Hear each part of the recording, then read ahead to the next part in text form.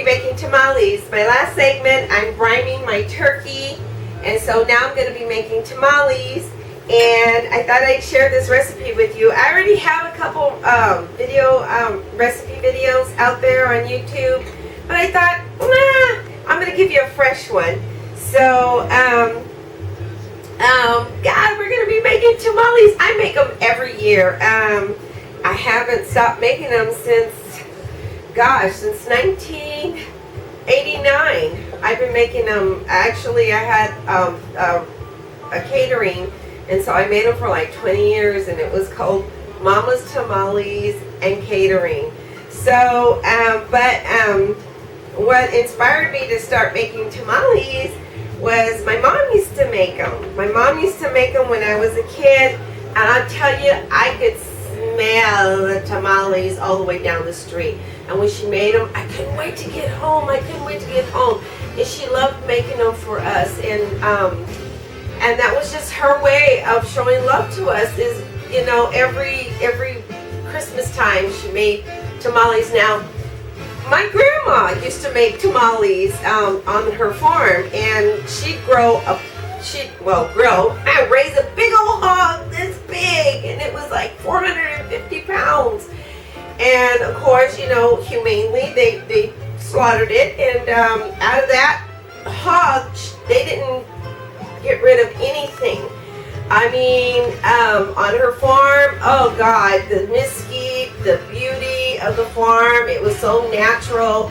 And she grew her own corn, so she had 30 acres of farm, and she had a 2-room house. In the kitchen was a smokehouse, and I think I put a little bit of that on one of my pages. But she would take the fat of that of the hog, and then she would, you know, put it in this big old copper iron thing and outside, and we watched it, and you know how she did it. And she would her kitchen was set up like a smokehouse. It was like everyone huddled there, you know, in the evening, and we would have, you know, you could see the strands of her meat that she sliced and marinated. She would hang up, and it was like a jerky, and when you got ready to eat it, she would just fry it right there in her open flames in her kitchen, which she built with her own 2 hands. There was no running water, so all the water was either from the creek or a well. There was no electricity, and she got like this long copper wire, and she stuck it in the ground, and she got some radio, and that was it. That was the only electricity she had. Donkeys, burros, mules, horses. When we make that trip, we'd stay there for 2 weeks at a time, and I'm telling you, it was like what you go out here to go see in those Zen gardens was kind of like my grandma's farm, and there was no pollution whatsoever. So, and she was a midwife, so that was good. But she made these tamales, and people came, and they would help her make these. The women would gather together and help her make the tamales, and then in return, she'd give them some lard, or she'd give them some tamales, and she'd sell the rest. So it goes, you know, back. You know, I got to experience all that in the kitchen, grinding that that corn by hand, and so my mom, she just continued the tradition.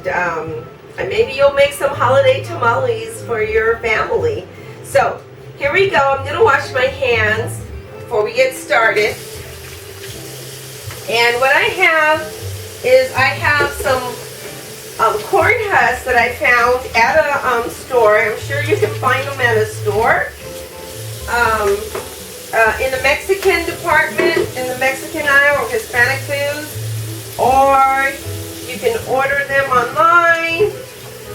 Amazon has everything. Now, this is not a spill for Amazon, but you know, they have everything online, but they charge you delivery. So, and you can also just, if you go to the Mexican aisle, I know some places you probably aren't, it's hard, I'm telling you, if you go on it, you can order pretty much anything online now. So, except for the hog. I don't know, maybe you can. I don't know. Anyways, so what I did was I got a large pot like this,